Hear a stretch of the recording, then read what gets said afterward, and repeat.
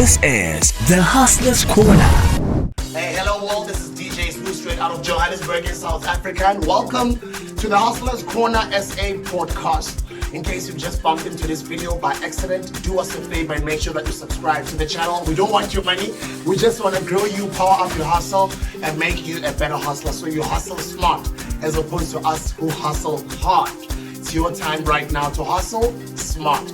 It's time for that knowledge book reading sessions right here on the Hustler's Corner. Share the video, subscribe, let your friends know about this podcast. It is available on all platforms all across the world. We've got interviews, we've got just all sorts of different content, different videos that can help grow you and make you a better hustler. All right, we've been reading this book, Steve Biko, I Write What I Like, forward by Njabulo S. Ndebele, the 40th anniversary edition of our late great leader who passed on unfortunately back in 1977. But hey, he's left us with his writings and has left us with amazing ideologies. Some of the hustlers from all across the world, you might have known about the Malcolm X story. In case you didn't know about Steve Biko, their ideologies were very similar. But Steve Biko only passed on at the age of 30 years old. He was a brilliant leader from South Africa. So in case you haven't had a chance to read this book, go check out all the other videos. We have done chapter 1, I've done chapter 2. On this video right now, we're getting into our chapter 3. I hope you guys are ready. Let's get right into it. All right. Chapter 3, Letter to SMC Presidents. This chapter consists of a letter sent by Steve Biko as president of SASO in February 1970 to the SMC, the Students' Representative Council, presidents of English and Afrikaans medium universities, to national student and other, including overseas organizations. It gives a historical background and an authoritative rationale for the founding of SASO. The tone is conciliatory towards NUSAS, which is still recognized as the true national union of students in South Africa today. Steve was aware of the strength of opposition to a segregated body, particularly outside South Africa, which is where it was hoped that some of the money for the support of SASO would come from. It was necessary to present the positive purpose in the formation of SASO, which would make it clear that the withdrawal was only in order to regroup and be more effective in striving towards the common ultimate aim of both NUSAS and SASO, a non-racial, egalitarian society. The historical background section displays Steve Biko's strong sense of history and particularly of the continuity of African resistance to the various forms of white oppression. In reading this document, readers should remember that from his first arrival at medical school, Steve Biko had taken a leading part in NUSAS activities, and he had been an outstandingly successful NUSAS local chairman. It could never be said of him that he turned to founding a rival organization because of his failure to make the grade in NUSAS. Also, it is remarkable but entirely typical that the implicit attack on NUSAS, which was the founding of SASO involved, never led to a breach of the good personal relationships he continued to enjoy with the white NUSAS leaders. All right, guys, so forgive me. I'm very, very passionate, and as I keep reading, I'll keep sweating from time to time. But make sure that you stay in touch with me, guys, in case you haven't had a chance to read this book.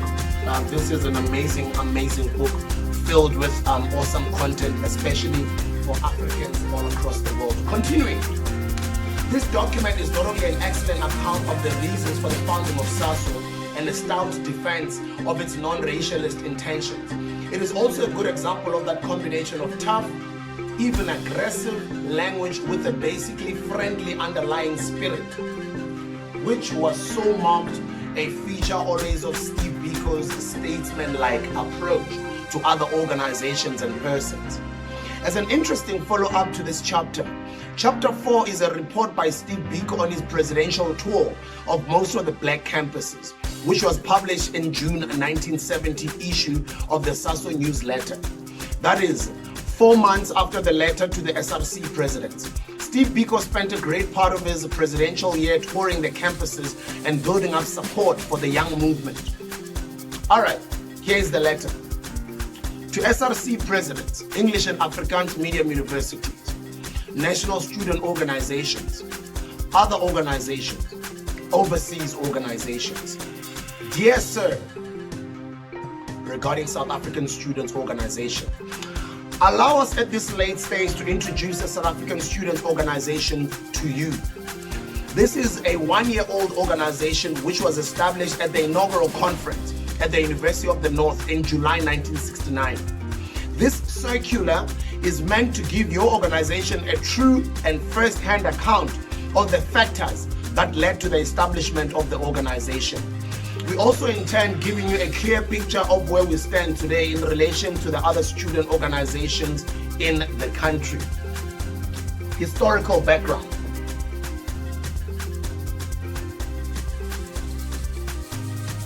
The implementation in 1960 of the Fort Hare Transfer Act of 1959, which brought Fort Hare under direct government control, dealt a blow to student contact between the university and the rest of the student population. The dissolution of the SRC at Fort Hare in August that year by the students themselves was a sequel to the stringent measures applied at this then only black university to suppress the freedom of the students to meet and discuss with whomsoever they wanted to. Even more contained were the sister universities that were established that same year. That is University College of the Western Cape for Colours, University College of Zululand for Zulus, University College of the North for Sothos, University College of Durban for Indians. The concept of an independent SRC was never known at these places. The rector had virtually limitless powers of veto over anything the students decided to do. This power of veto was especially applied to all moves by students to associate with NUSAS. Hence, the long period of isolation started. The establishment of the University Christian Movement in 1967 opened new avenues for contact. UCM had a special appeal to students at the university colleges. The fact that within a year and a half of its existence, the UCM had already a black majority in its sessions is indicative of this. Hence, with the continued getting together of students from university colleges, dialogue began again amongst black students. One of the most talked about topics was the position of the black students in the open organizations like NUSAS and UCM. Concern was expressed that these were white-dominated and paid very little attention to problems peculiar to the black community. In fact, some people began to question the very competence of pluralistic groups to examine without bias problems affecting one group, especially if the unaffected group is from the oppressor camp. It was felt that a time had come when blacks had to formulate their own thinking, unpolluted by ideas emanating from a group with lots at stake in the status quo. There was nothing new in this kind of thinking. In bodies like African Students Association and African Students Union of South Africa, founded between 1960 and 1961 in the older black campuses, essentially the same underlying thinking was embodied. However, these organizations died off for various reasons. The Durban Students Union also came and went. The problem remained unsolved. Some people amongst the black communities felt that the best approach would be a black takeover of the open student organizations engineered from within. However, this idea never got any real support, since to start with, black students at the university colleges were not even allowed to participate freely in these organizations. The NUSAS conference in 1967, the blacks were made to stay at a church building somewhere in the Grahamstown location, each day being brought to conference site by cars, etc. On the other hand, their white brothers were staying in the residence around the conference site. This is perhaps the turning point in the history of black support for NUSAS. So appalling were the conditions that it showed the blacks just how valued they were in the organization. The 1968 NUSAS Congress was uneventful. The overriding impression was that the blacks were there in name only. The swing to the right in the organization did not meet with the usual counter from the blacks. It was clear that none of the blacks felt a part of the organization. Hence, the executive that was elected was all white. Shortly thereafter, still in July, black students at a UCM conference demanded time to meet alone as a group. Ostensibly, they were to discuss what to do in the face of the 72-hour clause, which forbade them to remain in a white area for more than 72 hours at a stretch. However, once together they discussed for the first time, formally, the idea of forming a black organization. They had to choose between a structured and non-structured alliance, and they decided on the former for the sake of continuity. The problem was that none of them were student leaders, and therefore they could not take binding decisions. In December 1968, a conference of SRCs from the black campuses decided overwhelmingly in favor of a black organization. And in July 1969, at the inaugural conference of SASO, the organization was formally founded. It might probably be untrue to give the impression that everything was smooth. However, most of the debate arose because of the tendency not to want to do what appears to conform with government policy. That is, to segregate against another group. To quote from the SASO communique released in 1969, number 1. At a time when events are moving so fast in the country, it is not totally advisable to show any form of division among students' ranks, especially now that students appear to be a power to be reckoned with in this country. Number 2. Any move that tends to divide the student population into separate lodges or lodges on the basis of color is in a way a tacit submission to having been defeated and apparently seems an agreement with apartheid. Number 3. In a racially sensitive country like ours, provision for racially exclusive bodies tends to build up resentment and to widen the gap that exists between the races. And the student community should resist all attempts to fall into this temptation. Number 4. Any formation of purely non-white body shall be subject to a lot of scrutiny, and so the chances of the organization's lasting are very little. This shows in a nutshell just how strong the doubts were amongst some black student leaders. However, the argument to go ahead was much stronger. While, as a matter of principle, we would reject separation in a normal society, we have to take cognizance of the fact that ours is far from a normal society. It is difficult not to look at white society as a group of people bent on perpetuating the status quo.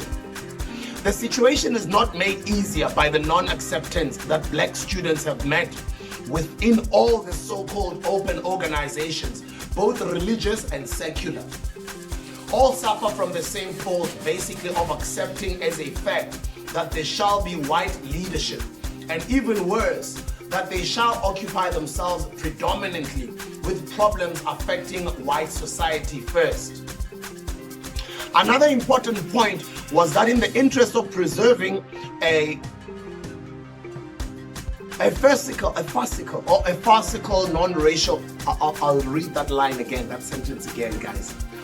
Another important point was that in the interest of preserving a farcical non-racial front, almost 80% of the black students were regarded as expendable. These are the students who, for instance, were not allowed to participate freely in organizations like NUSAS because they were at government-controlled university colleges. To quote once more from the SASO communique, in choosing to meet on a limited scale rather than not meeting at all. The non-white students shall be choosing the lesser evil and striving to offset some of the evils that have accrued from the same evil system that made it impossible for them to meet freely with other students.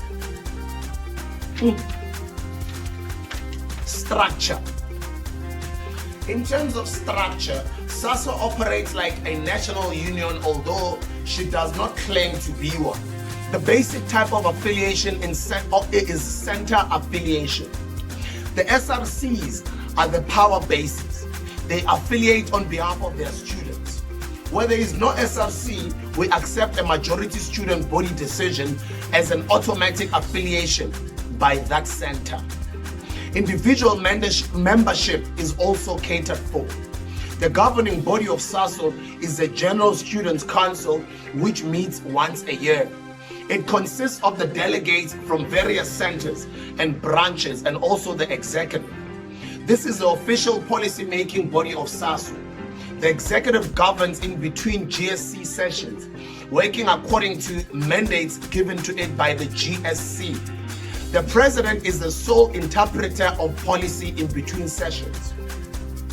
That was structure. Let's get into policy. Policy. SASO has thus far taken policy only a few topics, these mainly being student organizations, our broad basis of operation, etc. 1. NUSAS. A. SASO recognizes NUSAS as the true national union of students in South Africa today. This is based on the paper policy of the organization. We offer no competition to NUSAS for black membership. B. SASO criticizes the dichotomy between principle and practice found in the organization. We reject their basis of integration as being based on standards predominantly set by white society. It is more of what the white man expects the black man to do than the other way around. We feel we do not have to prove ourselves to anybody. C. The fact that there are 27,000 white students and 3,000 black students in the organization is not complementary to black opinion being fairly listened to. D. The commitment of white students to the principles of the organization is limited to very few individuals, and hence NUSA's credentials as a sincere and committed aspirant for change are wanting. All right, number 2, ASB. This is the Afrikaanse Student Bond, a culturally inclined organization operating predominantly at the Afrikaans medium universities. It lays stress on Calvinism and Afrikanerdom as criteria for membership. A. We uphold the right of any group to want to perpetuate their culture via this sort of organization. B. Where this promotion of a group culture implies cultivation of racist tendencies, then the right becomes a negative right, like the right to kill. C. We tend to dismiss ASB as an incorrigible group with whom no worthwhile contact can be maintained. That was the Afrikaanse Student Bond, number 2. Okay, let's get into number 3, the USM, the University Christian Movement. The University Christian Movement is a religious group concerning itself with ecumenical topics and modernization of the archaic Christian religious practice. It also concerns itself with the practical application of Christian principles in an immoral society like the South African one. A. We believe to a great extent that UCM has overcome the problems of adjustment to a two-tier society like ours. However, we still feel that the fact that the blacks are in the majority in the organization has not been sufficiently evidenced in the direction of thought in the leadership of the organization. B.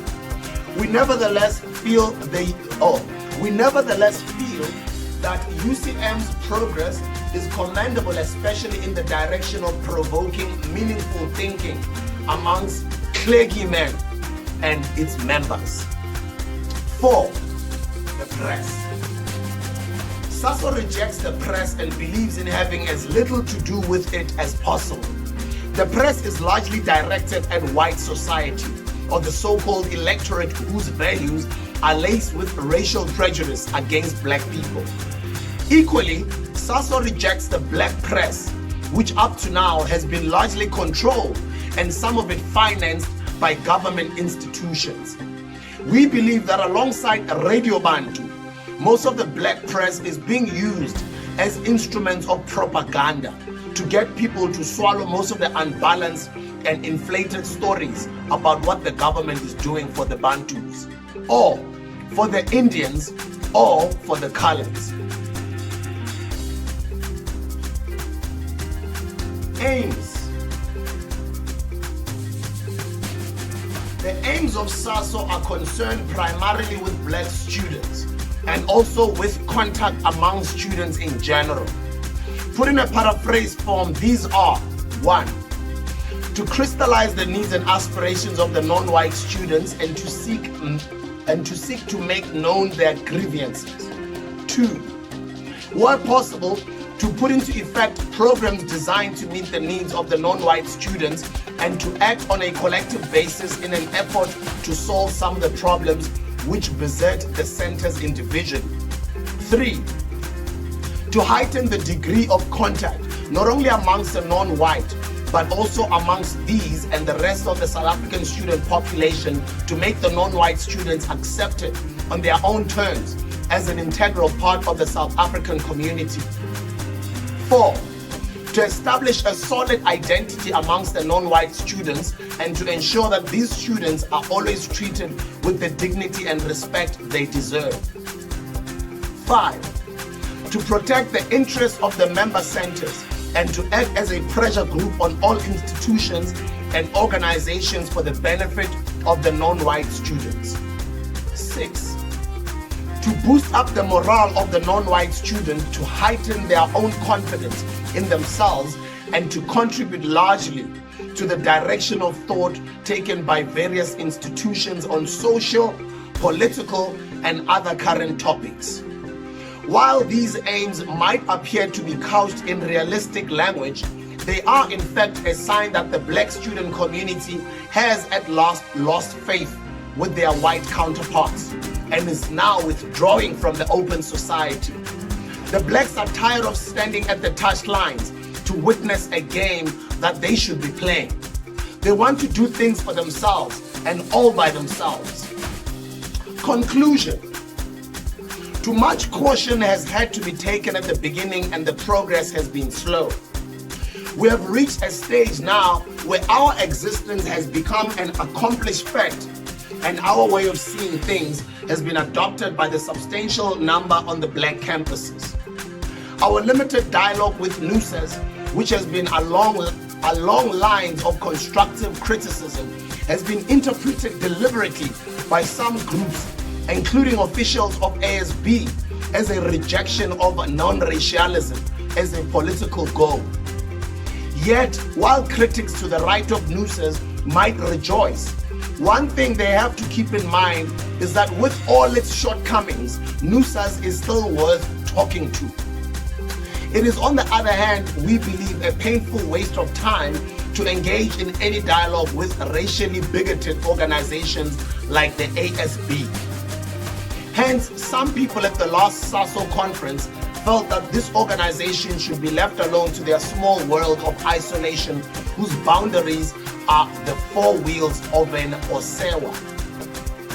SASO adopts the principle that blacks should work themselves into a powerful group so as to go forth and stake their rightful claim in the open society rather than to exercise that power in some obscure part of the Kalahari. Hence this believes the belief that our withdrawal is an end in itself. End of the letter. Steve Biko, the President. That was chapter 3 of I Write What I Like by Stephen Bantu Biko, the 40th anniversary edition. Thank you very much for watching this video.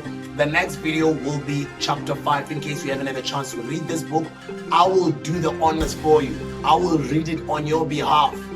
Because I care about you. And shout out to the entire black community all across the world. Make sure that you do subscribe on this podcast, which is called the Hustlers Corner SA podcast. Share the video, let your friends know about this platform, and thank you very much for watching. I'll see you guys on the next video where we're going to be. This is the Hustlers Corner.